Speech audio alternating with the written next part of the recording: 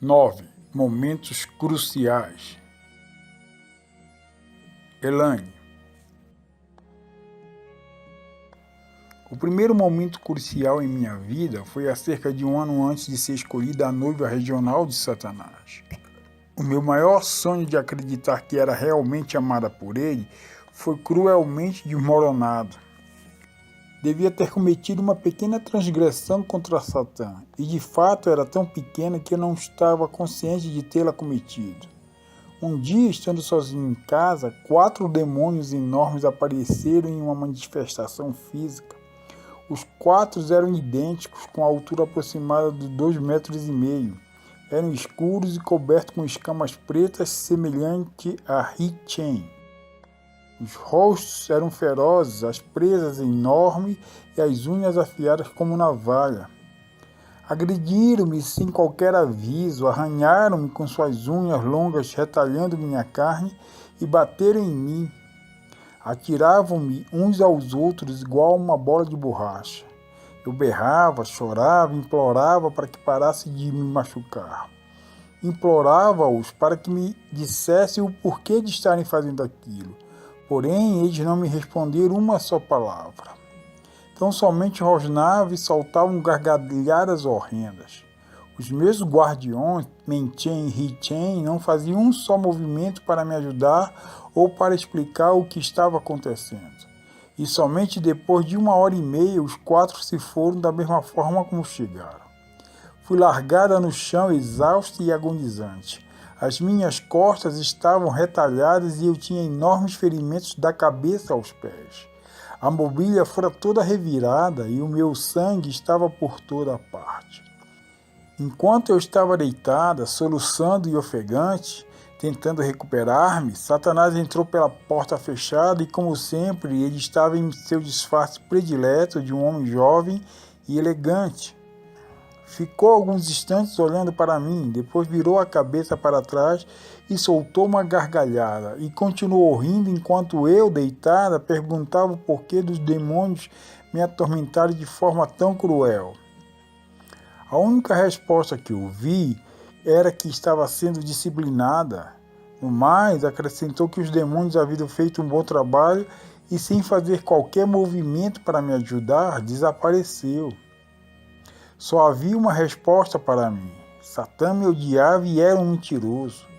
Essa constatação era uma ferida tão profunda no meu coração que era maior do que qualquer outra no meu corpo.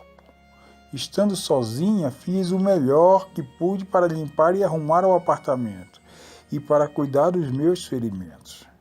Na época era enfermeira e usei de meus conhecimentos para curar-me. Não poderia pedir ajuda a ninguém e nem mesmo contar o ocorrido. De qualquer modo, os outros não se preocupavam bastante comigo para aproximar e questionar o que estava errado. Quando os meus ferimentos sararam, não ficou uma cicatriz sequer no meu corpo. Satanás não deixara qualquer evidência que pudesse ser usada contra ele no futuro. Foi assim que eu tive consciência, sem sombra de dúvidas, de que ele me odiava e me menosprezava e que não me amava do modo como dissera. Da mesma maneira, constatei que os demônios também haviam me traído. Puniram-me por algo insignificante e também usavam em benefício próprio. Em várias ocasiões, para protegê-los da ira de Satanás, eu encobria certas atitudes tomadas por eles. Foi nessas circunstâncias que decidi, se possível, sair da seita. Faltavam ainda 2 anos para Deus mostrar-me o caminho. Sentia-me completamente desgraçado, os demônios estavam ao redor e dentro de mim e, na época, pensava que eles podiam ler a minha mente. Assim, dificilmente eu pensava sobre o assunto e nunca o mencionava. Não sabia onde buscar ajuda. Supondo que sobrevivesse o suficiente para tentar, me perguntava onde no mundo encontraria poder superior ao de Satanás e seus demônios. Continuamente eu precisava fingir que queria estar na seita, mesmo sabendo que finalmente eles já haviam planejado a minha morte. E se Men-Chen ou qualquer um outro descobrisse o que se passava em minha mente, isso significaria morte certa e agonizante. Passados 2 anos do episódio da disciplina, uma senhora com quem eu trabalhava convidou-me para ir com ela na igreja em que frequentava. Eu recusava constantemente e já tinha problemas suficientes para querer ir com a fanática. Novamente, jovem e elegante, Satanás apareceu, colocou os braços ao meu redor e de forma amável disse que ele, meu marido, havia sido insultado e que somente eu poderia vingá-lo. Disse também que conhecia os convites que Esther me fizera e queria que eu fosse com ela. Desse modo, eu poderia destruir a igreja onde as pessoas ousaram dizer que ele, além de estar vivo, era mau e deveria e podia ser combatido. Eu deveria ir, infiltrar-me nela, dividi-la e assim destruí-la. Queria que usasse a 8ª parte do plano que ele e seus servos, incluindo a mim mesma, usaram e até hoje uso com sucesso por todo o mundo para destruir a Igreja de Cristo. Essa estratégia será estudada com detalhes no capítulo 17. Foram 2 as vezes em que tentei ir. Na primeira, não consegui sequer sair do carro por causa do tremendo poder de Deus naquele lugar. Nunca experimentara algo tão extraordinário. Na segunda, consegui chegar até a porta, mas literalmente não pude pegar na maçaneta porque o poder de Deus novamente era estrondoso. Os demônios no meu corpo o sentiram e eu decididamente me recusei a entrar. Se Esther não tivesse aproximado de mim novamente no trabalho, não sei se eu teria conseguido voltar. Ela me desafiou a ir. Conhecia-me o suficiente para saber que eu não tentaria de novo. Lutando contra a vontade de ficar, decidi ir. Esther me esperava e quando me viu acenou para que eu fosse assentar-me perto dela na frente, mas recusei. Então ela veio, assentou-se comigo e falou: "Tudo bem, Deus está aqui atrás da mesma forma que está lá na frente." Naturalmente que eu não gostei da observação. E aconteceu que o jovem que pregara aquela noite estava se candidatando ao cargo de pastor. E o que eu e os demônios conseguimos fazer foi ouvir aquele discurso do começo ao fim. O pior foi quando, imediatamente após o culto, ele veio na direção em que Esther e eu estávamos assentadas.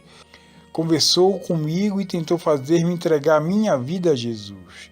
Com termos vagos, lhe disse que eu não queria e que não precisava de Jesus. Ele apenas sorriu e disse: "Estou certo de que você não se incomodará que eu ore por você." Imediatamente lembrei-me de que eu deveria infiltrar-me na igreja. Assim, tentando reprimir a resposta, murmurei: "Não, eu não me importo." Para o meu espanto, ele colocou a mão sobre o meu ombro e começou a orar por mim ali mesmo, e em voz alta.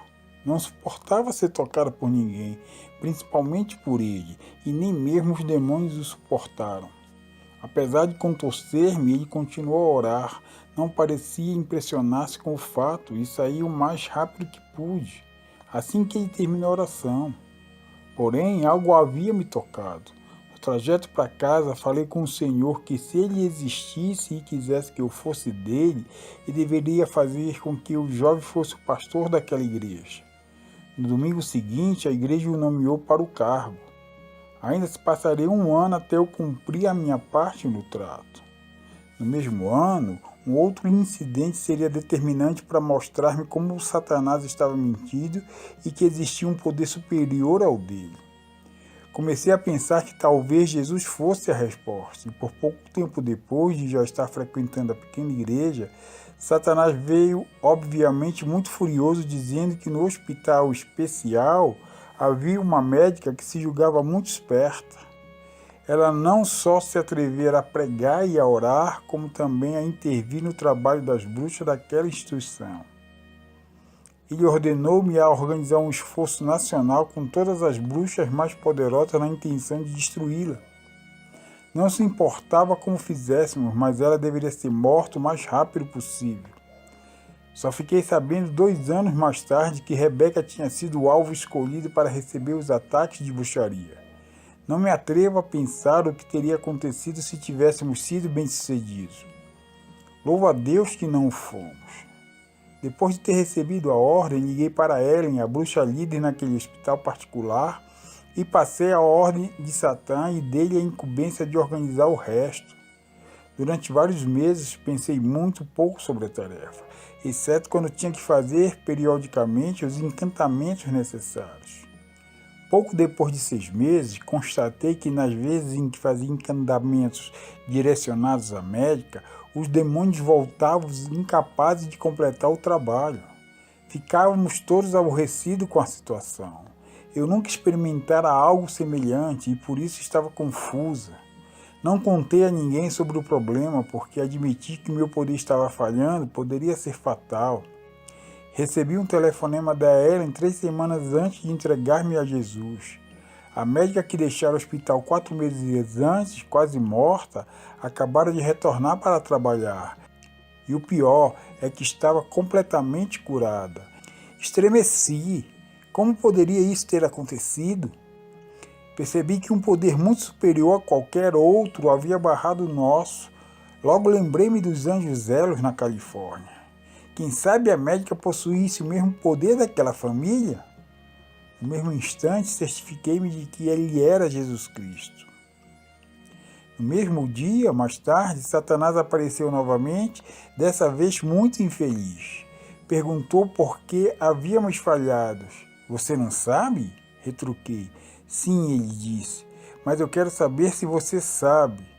Bem, presumo que alguém tenha nos barrado através de orações.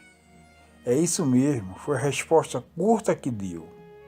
Depois foi-se embora. Frequentei a pequena igreja regularmente durante a ocasião. Isso foi muito antes de constatar que estava fraca demais para destruí-la. Lá, as pessoas estavam prontas para qualquer um de meus truques, mas assim mesmo continuaram a me amar e a orar por mim. Apaixonei-me por elas. Eram genuínos, amavam tanto ao Senhor que não se incomodavam com o que eu fosse nem de onde eu viera, como me vestia ou andava.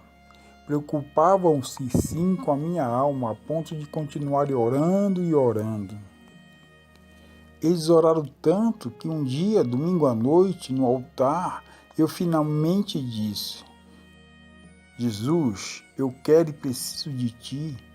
Perdoa-me e entra no meu coração e na minha vida.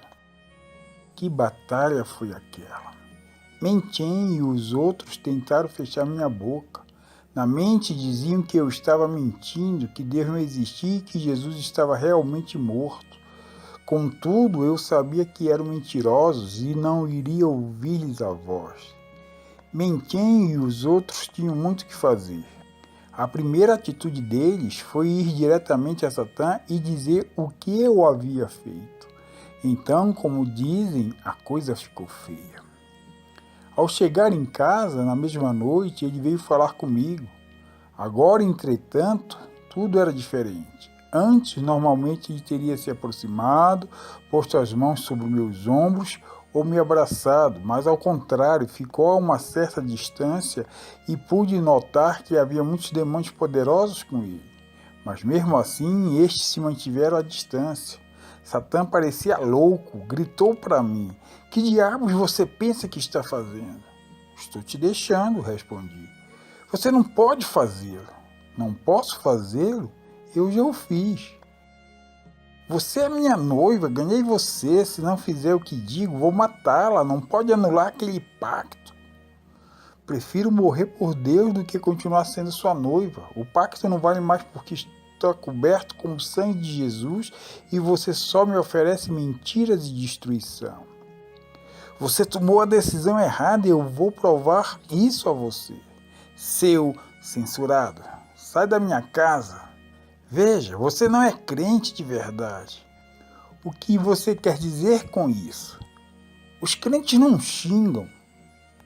Não pensaram a respeito, mas também me tornara crente apenas há 2 horas e estava usando a linguagem que gostava fora da igreja. Então é isso? Pois sei que sou porque pedi a Jesus para perdoar meus pecados e entrar no meu coração, e tenho certeza de que Ele o fez. É o que você pensa, mas não aconteceu de verdade. Estava tão furiosa que tentei dar um passo para socar-lhe o nariz, mas por algum motivo não consegui sair do lugar. Por sua vez, ele também estava tão irado que gritava ameaças para mim e repentinamente senti uma paz envolver-me por completo. Pela primeira vez, a voz inconfundível de Deus falou ao meu coração e ao meu espírito, dizendo: "Não tenha medo, filha, estou aqui e não poderá prejudicá-la."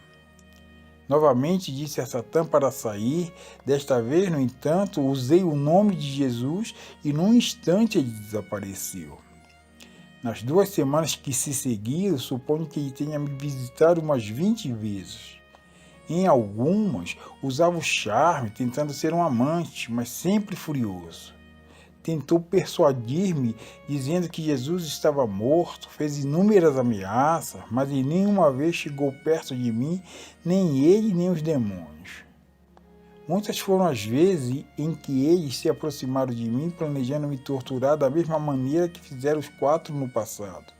No entanto, ao chegarem mais perto, ficavam confusos e aterrorizados, e sem dizer qualquer palavra, voltavam atônitos. Gradualmente comecei a observar que havia uma proteção especial de Deus sobre mim. Até mesmo Menchen, que me importunava a todo tempo, não conseguia rasgar-me como fizera no passado. Eu tinha mais controle sobre ele do que ele sobre mim. Apesar da proteção especial, ele foi bem sucedido em fazer-me doente, tão doente que em 2 semanas fui parar em um hospital de uma cidade vizinha. Na época, não entendi que Deus o havia permitido. A longa estrada rumo à completa libertação dos demônios e ao total compromisso com Jesus estava para iniciar-se naquele hospital. Então tornei-me paciente em um estranho hospital, numa estranha cidade. Perdi quase tudo que havia ganhado através do satanismo nas 2 semanas depois de ter aceitado Jesus. Contudo, louvado seja o Senhor, pois Ele estava no controle de tudo. Comecei minha nova vida com Jesus, auxiliado pela mesma pessoa que tanto tentara matar, Rebeca.